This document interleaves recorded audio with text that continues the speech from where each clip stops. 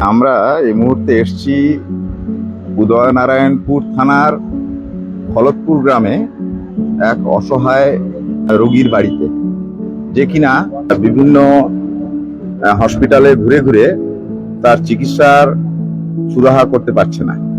শোনা যাচ্ছে যে জন্ডিস হয়ে এখন অবস্থা খুবই খারাপ। আপনার ছেলে কি হয়েছে কি বলুন দেখি?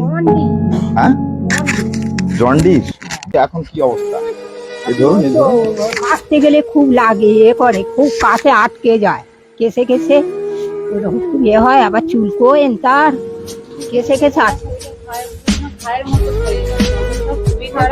আচ্ছা, কোথায় আছে চলুন দেখি। বাড়িতে আছে, আপনারা আসেন। আচ্ছা চলুন চলুন। হ্যাঁ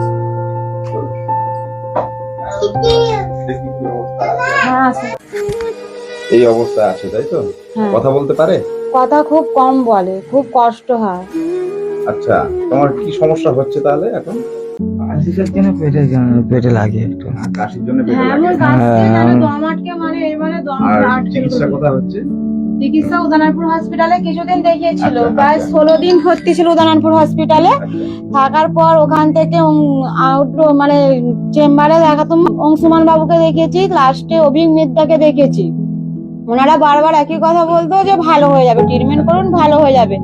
ও আবার ডাক্তার দেখানো মানে ওষুধ খেতে, যতবার ডাক্তার দেখাতে যেত 4000-5000 টাকা করে 10 দিনের ওষুধ আসতো। আসার পর যখনই ডাক্তার দেখাতে ভালো হবে বলে হয়তো বিলিরুবিন 22 আছে, 10 দিন পর গিয়ে দেখতো সেই বিলিরুবিনের ভাগটা হয়ে গেছে 25, 27, 28 এরকম করে বিলিরুবিন বাড়তে থাকতো।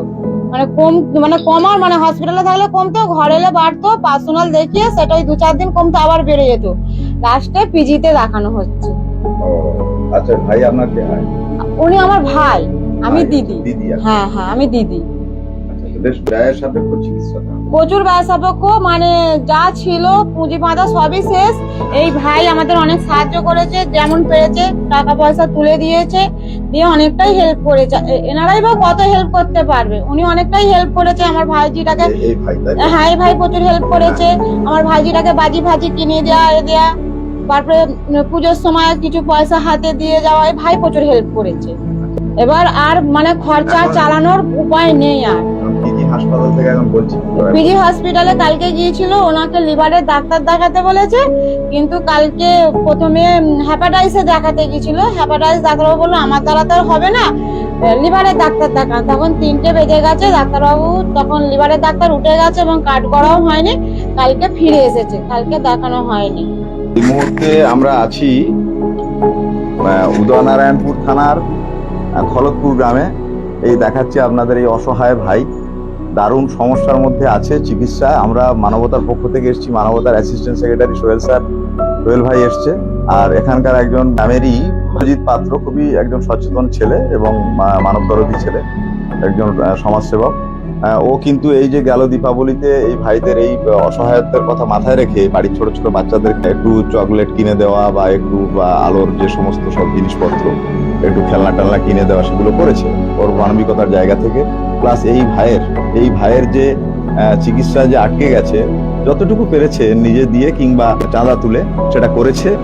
ভাইটার যেটাকে বলে জন্ডিস পেকে যাওয়া, আমার চলতি কথায় বলে, চিকিৎসা শাস্ত্রের অন্য কিছু নাম আছে। এই বাড়িটা পড়েছিল আর কি, এরকম কিছু একটা ব্যাপার। তো সেখানেই তারা অবস্থান করছে, একদম গৃহহারা বলা যায়। তো সেই রকমই একটা দুরবস্থার শিকার। এই খবরটা বিগত কয়েকদিন আগেই আমরা পেয়েছিলাম। তো পাওয়ার পরেই আমাদের অ্যাসিস্ট্যান্ট সেক্রেটারি সোহেল স্যারের সঙ্গে কথা বলে, সোহেল ভাইয়ের সঙ্গে একটা সিদ্ধান্ত নিয়েছিলাম যে যেটুকু পারি আমাদের যে ইন্টারেস্ট ফান্ড, সুদ তহবিল থেকে এদেরকে সহযোগিতা করা যায়, বিস্তারিত তথ্য নেওয়ার পরে।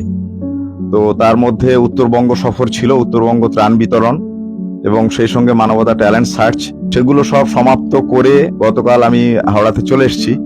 তো আজকেরই একদম তৎপরতার সঙ্গে এখানে পৌঁছে গেছি এবং মানবতার পক্ষ থেকে কিছু আজকে সহযোগিতার হাত বাড়ানো হচ্ছে আর কি। এবং সেই সঙ্গে এখানে আমরা কথা দিচ্ছি যে আগামী দিনেও আরো যেটুকু সম্ভব সেটা করা হবে। এবং আপনাদেরকেও রিকোয়েস্ট রাখি যে এই এলাকায় কাছাকাছির মধ্যে যারা আছেন এবং দূরেও যারা আছেন, এরকম অসহায় রোগীর জন্য একটু সহযোগিতার হাত অন্তত বাড়িয়ে দেবেন যেমনটা পারবেন। কিংবা সুদ তহবিল থেকে আপনারা যে সমস্ত মুসলিম ভাইরা ব্যাংকের সুদটাকে ছেড়ে দেন, ধর্মীয় অনুশাসনের মধ্যে থাকতে চেয়ে, তারা এই পরিবারকে সহযোগিতা করতে পারেন, কারণ এরা ভিটেহারা একবারে। অন্যের বাড়িতে থাকে, চিকিৎসা করতে গিয়ে একেবারে প্রায় দেওয়ালে পিঠ থেকে যাওয়ার অবস্থা, ফলে এদেরকে সেইভাবে সহযোগিতা কিন্তু করা যেতেই পারে। ধন্যবাদ, সবাই ভালো থাকবেন।